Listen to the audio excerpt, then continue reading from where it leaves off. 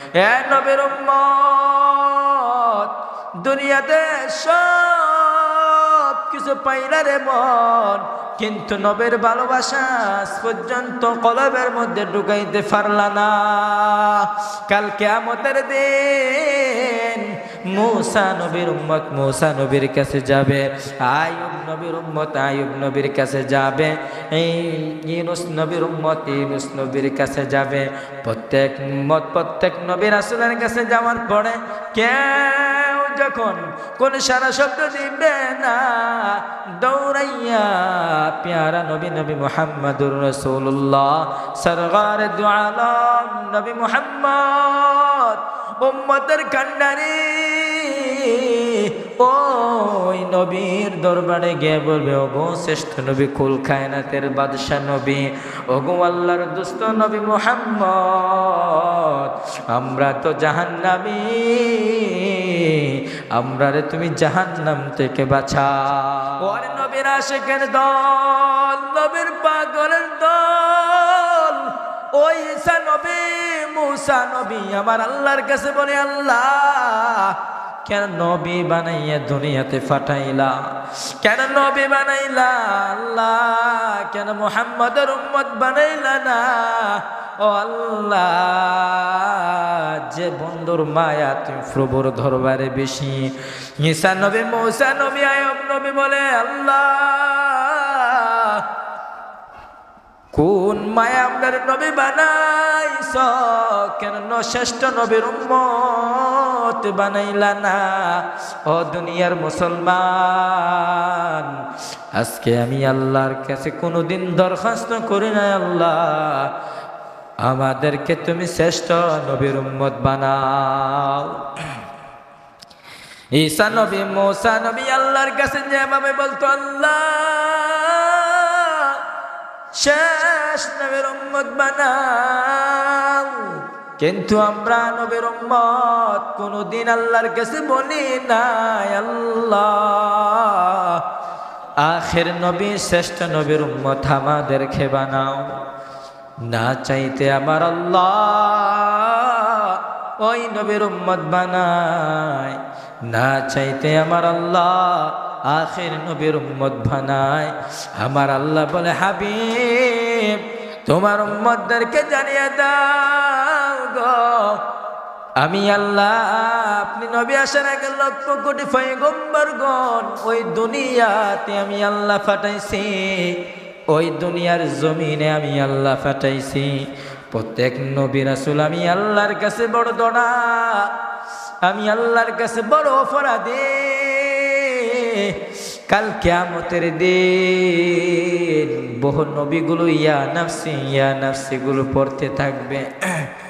বলে দাও, আমি যদি আল্লাহ ঈসা নবীর উম্মত বানাইতাম, মূসা নবীর উম্মত বানাইতাম, আইয়ুব নবীর উম্মত বানাইতাম, তাহলে তাদের অবস্থা বড় কঠিন চেয়ে কঠিন হয়ে যাইত।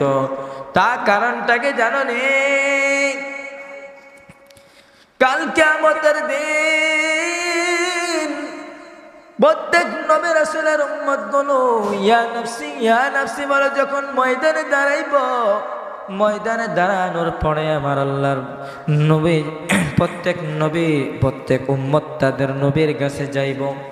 প্রত্যেক উম্মত নবীর কাছে যাওয়ার পরে ঈসা নবীর উম্মত ঈসা নবীর কাছে যাইব, ও নবী আপনি তো আমাদের নবী, আমাদেরকে জাহান্নাম থেকে বাঁচাও।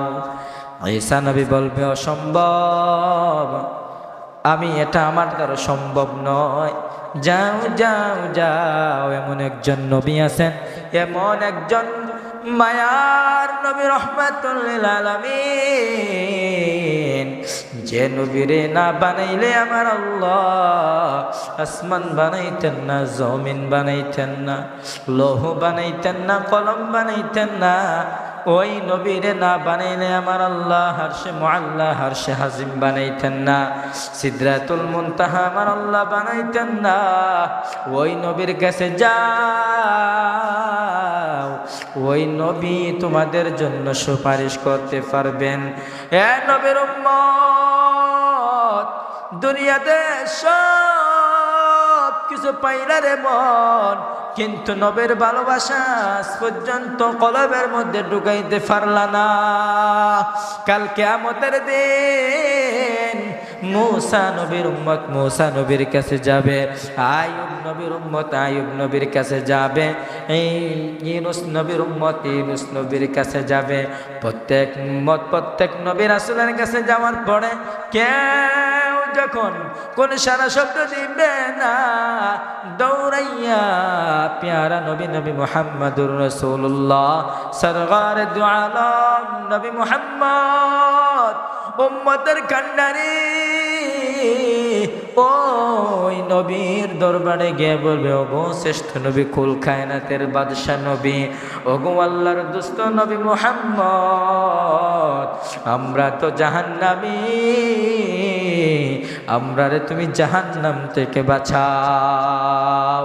কাল কিয়ামতে যদি ওই নবীর পাওয়ার থাকে রে মন, মুসলমান আল্লাহর গোলাম, ওই কিয়ামতের ময়দানে আমার আপনার নবী যদি আমার আপনার জন্য জাহান্নামী গুনাহগারকে আমার নবী যদি জান্নাতে লইয়া যায়, ও আল্লাহর গোলাম, তাহলে বুঝে নিও ওই জমিনে এবং জমিনের নিচে আমাদের নবী আর আল্লাহ ছাড়া আপন কেউ নাই। আমার আপনার নবী মায়ার নবী রহমাতুল লিল আলামিন উম্মতের কান্ডারি নবী মুহাম্মদুর রাসূলুল্লাহ, যে নবীর পাওয়ার কেমনে আমার আল্লাহ দিছেন।